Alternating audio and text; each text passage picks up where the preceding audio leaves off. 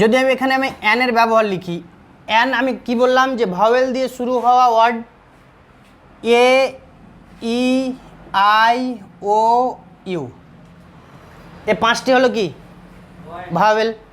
তো এই পাঁচটি যদি ভাওয়েল হয় তাহলে ভাওয়েল দিয়ে শুরু হওয়া ওয়ার্ড তার আগে আমরা কি বসাবো, এন বসাবো।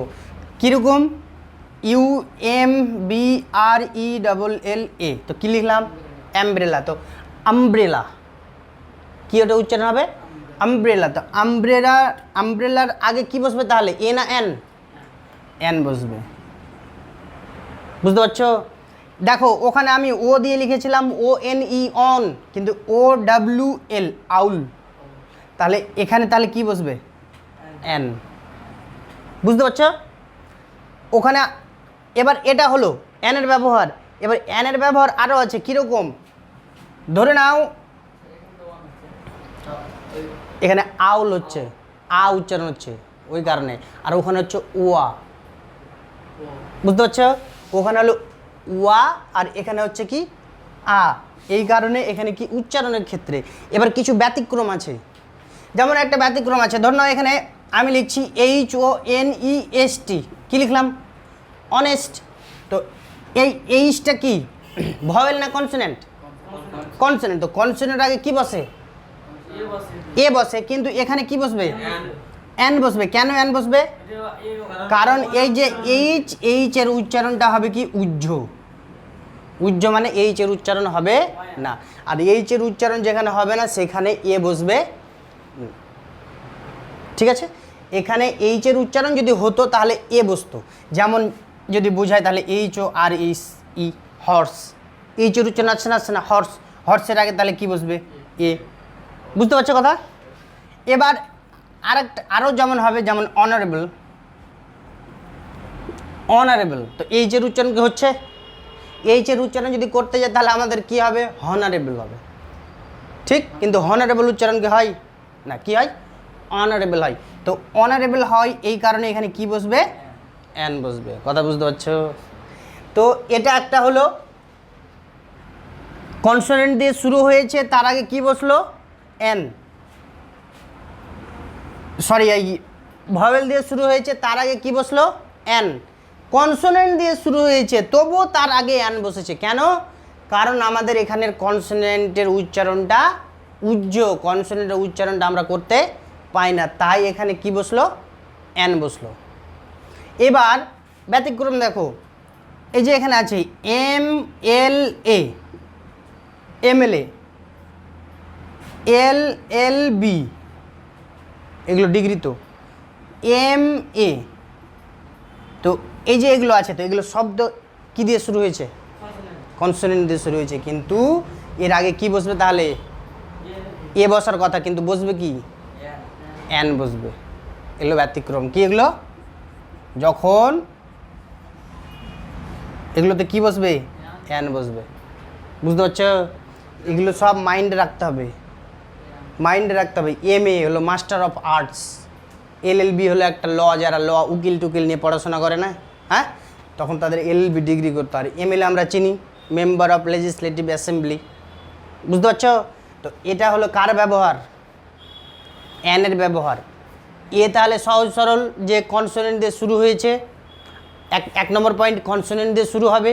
2 নম্বর পয়েন্ট হলো ইউ এর উচ্চারণটা ইউ এর মতো যদি হয়, আর ওয়াই এর উচ্চারণ যদি ওয়া হয় তাহলে কি হয় এ বসে। 3টা হলো নিয়ম। আর এন এর ব্যবহারটা কি, ভাওয়েল দিয়ে শুরু হবে, আবার এইচ যদি থাকে তো এইচ এর উচ্চারণটা কী হবে উজ্জ, আর ব্যতিক্রম পদ মানে কোনো যদি ডিগ্রি বোঝাই, ঠিক আছে তখন। তো এটা হলো এন এর ব্যবহার। এবার যদি আমরা দায়ের ব্যবহারটা বুঝি তাহলে এটা হলো সহজ সরল আরও। কেন? দা মানে এখানে আমরা আমাদের ইনডিফিনিট হলো ধন্য যে ডিফিনিট। তো এবার নির্দিষ্ট করে যখন কোনো কিছু বোঝায়, নির্দিষ্ট করে মানে কীরকম, সূর্য কয়টা একটাই, তো নির্দিষ্ট। এটা কি কখন হবে যে সূর্যরা কিরণ দেয়, সূর্যরা কিরণ দেয় না সূর্য কিরণ দেয়, সূর্য কিরণ দেয়। তো এবার যদি বলা হয় তারা, তারা আমাদের কি দেয় আলো দেয়, তো তারা একাই আলো দেয় তার মানে তারা স্টার স্টার কখনো দা বসবে না। তাহলে ওখানে কি কেন? কারণ স্টারকে নির্দিষ্ট করে বলা যাবে না, কারণ স্টার্স হচ্ছে কি অনেকগুলা। কথা বুঝতে পারছো? তো এবার দিয়ের ব্যবহারটা যদি বলি, যে জিনিসটা ধরো নির্দিষ্ট একটাই আছে, সর্বপ্রথম 1 নম্বর কোনটা? যেমন মুন, চাঁদ কয়টা আছে? একটাই। তো নির্দিষ্ট করে যদি বোঝায় তাহলে কি বসবে এখানে? কথা বুঝতে পারছো? সান, তাহলে এখানে কি বসবে? নির্দিষ্ট। হ্যাঁ, এবার এবার এখানে আছে, এটা হলো তো। এবার আরও ইন্টারেস্টিং জিনিস হলো, যখন কোনো ধর্মগ্রন্থের নাম বোঝাবে, ধর্মগ্রন্থ মানে কীরকম? আমাদের ধর্মগ্রন্থের নাম কি? কোরআন। ঠিক আছে, তারপরে আরও আছে কি? বাইবেল, রামায়ণ, গীতা, রামায়ণ, মহাভারত, এই সমস্ত যে আছে এগুলোর আগে কি বসবে? দা বসবে। মাথায় থাকবে এটা, ধর্মগ্রন্থ। এবার আরেকটা জিনিস হলো কি, আরও কখন কোথায় কোথায় বসাতে পাবো? যখন আমাদের কোনো সাগরের নাম বোঝাবে, কোনো নদী নালার নাম বোঝাবে, যেমন কি গঙ্গা। কি হলো? গঙ্গা। তাহলে এখানে কি বসবে? দা গঙ্গা। কথা বুঝতে পারছো? বুঝতে পারছো? বা ধরে নাও যে কোনো খবরের কাগজের নাম বোঝাবে। খবরের কাগজ মানে কীরকম? খবরের কাগজ মানে কোনগুলো? যেমন আনন্দবাজার পত্রিকা, উত্তরবঙ্গ সংবাদ, যেমন টেলিগ্রাফ। তো এখানে কি বসবে? দা টেলিগ্রাফ। বুঝতে পারছো? আনন্দবাজার পত্রিকা, তাহলে এখানে কি বসবে? দা বসবে। তাহলে এটা নির্দিষ্ট করে যখন বোঝাবে তখন কি হলো? দা বসলো। তার মানে বুঝতে পারছো দা এর ব্যবহারটা?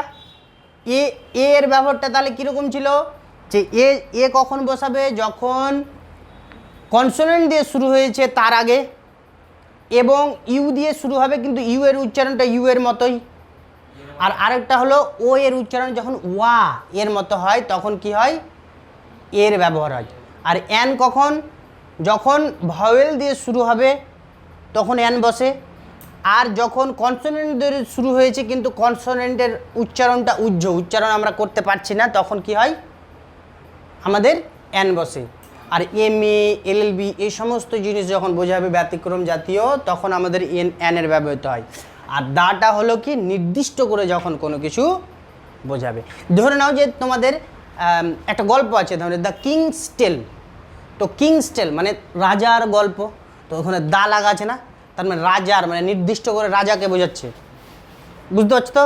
তো এই কারণে ওখানে দা লাগানো। তো যখন নির্দিষ্ট করে কোনো কিছু বোঝাবে তখন আমাদের দা ব্যবহৃত হয়। আর এটাই ছিল কি? AN আর ডি আর্টিকেলের ব্যবহার। বুঝতে পারছো? হ্যাঁ।